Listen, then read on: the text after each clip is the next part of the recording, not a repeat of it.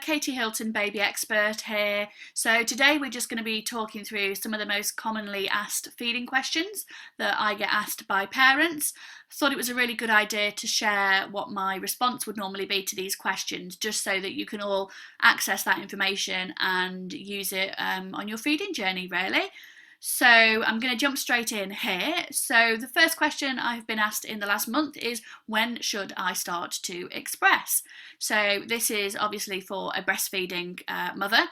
So if you are breastfeeding, I would always advise exclusively feeding at the breast for the first 6 to 8 weeks after birth, just to regulate your milk supply and to give you and baby really the time to understand the basics of breastfeeding, so to understand positioning and attachment.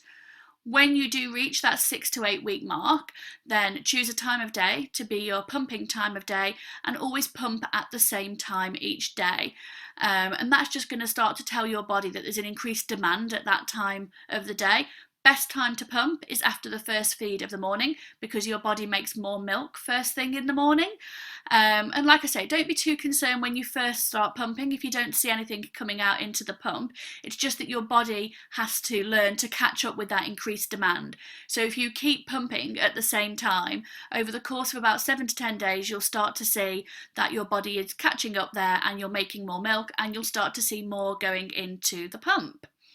So moving on, next question I've been asked this month: how long can I leave express breast milk in the fridge or the freezer?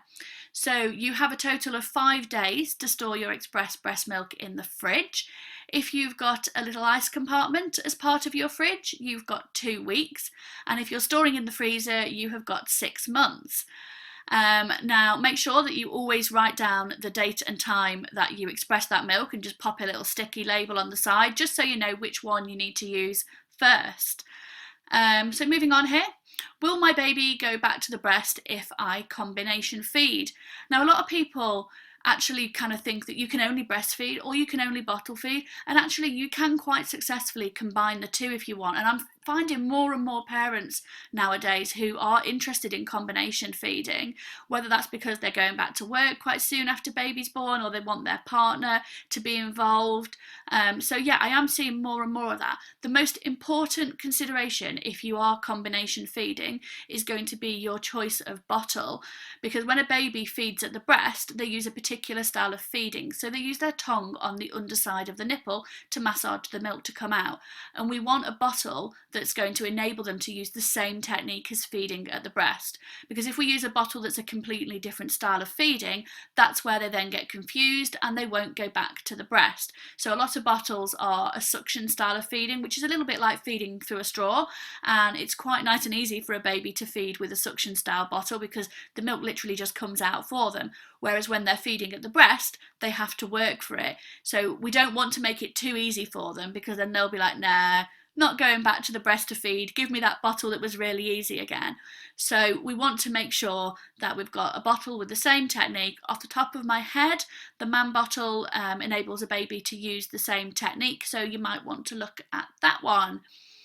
So moving on, next question I've been asked this month: how can I prevent sore nipples? So firstly, if you do get sore nipples, it's most likely related to incorrect positioning or attachment of the baby at the breast, or incorrect usage of a breast pump. So if you are sore, really important that you speak to your midwife or your health visitor and ask them to watch your feed to correct perhaps what's not going quite right with the positioning and attachment, and ask them to just talk you through how to use your breast pump as well, so that anything that's not quite right there, which might be causing you to become sore, you rectify, so that the same problems don't keep reoccurring really. So in the meantime, if you are feeling sore, things that you can do to help yourself would be using nipple shields. So nipple shields are just an extra layer of protection which goes over the breast. Baby latches on and feeds as normal, and the milk flows through the nipple shield. And then again, if you're feeling sore, you can use lanolin nipple cream. This is a non-toxic cream. Put it on after every time you've fed or pumped, and it will just help to keep the nipples moist and just help to kind of clear up any areas that are sore or a little bit of cracked areas in your nipples. So next question: when can I introduce cow's milk to my baby? So cow's milk can be introduced from 12 months of age. When you do introduce it, you might want to continue using your formula, obviously, and just take it slowly, introducing the cow's milk. So you might want to just introduce it into the breakfast. So if you're making Weetabix, make it with cow's milk. So rather than going all out with everything all at once, just introduce it gradually so that your baby gets used to it. Next question. How much formula does my baby need? So newborn babies actually need quite a small amount of formula to start with. By the end of the first week, most will need around 150 to 200 mils per kilo of their weight. So you might need to get a calculator out just to kind of work that out.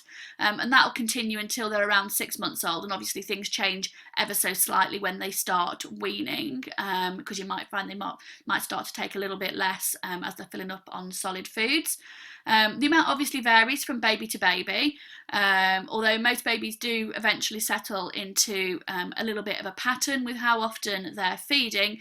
This can vary between babies with regards to how much they feed and how much they want to drink from the bottle, really. So obviously always feed your baby when they're showing signs that they want it. So when you're seeing those feeding cues, babies do tend to feed little and often, so don't be too concerned if your baby doesn't finish the whole bottle there, okay? But as they get older, they will start to go a little bit longer between feeds as well. So next question here, how do I know my baby's getting enough milk? So regardless of whether you're breastfeeding or bottle feeding, the number one indicator that your baby's getting enough milk is their weight gain. And your baby will be weighed frequently in the first 6 months of life. So you'll know that they're gaining weight and that they're getting enough milk. Next indicator is plenty of heavy wet nappies. So if you're seeing about 6 to 8 heavy wet nappies in a 24-hour period, that's a sign that your baby is getting enough milk. Around 2 to 3 dirty nappies as well. And obviously, you know, looking at your baby's general mood as well. If your baby's happy and content after a feed, and they're like that for quite a kind of period of time after a feed, then you know that they're getting enough milk and that they're generally happy there, okay? And then a final question here that I've had this month, how will I know if my baby is hungry? So you will start to kind of get to know the signs that your baby shows when they're hungry, and you will pick up on those as you become more confident in caring for your baby. But the kind of things that you're looking out for is them becoming a little bit fidgety, a little bit restless, looking like a little sparrow in a nest with their mouth kind of wide open, kind of moving their head from side to side a little bit. And then rooting around in their mouth as well with kind of a hand fist in the mouth rooting around as well. So when you see those signs, start to feed baby. Don't wait until you see kind of them crying, because you kind of missed that little window there to start feeding them, and it can be a little bit more difficult if they've got to the point of crying. So that is today this month's questions. Feel free to send me questions at any time throughout the month by sending messages to our Facebook or our Instagram page, and I will be back next month with next month's top questions. Okay, bye bye for now.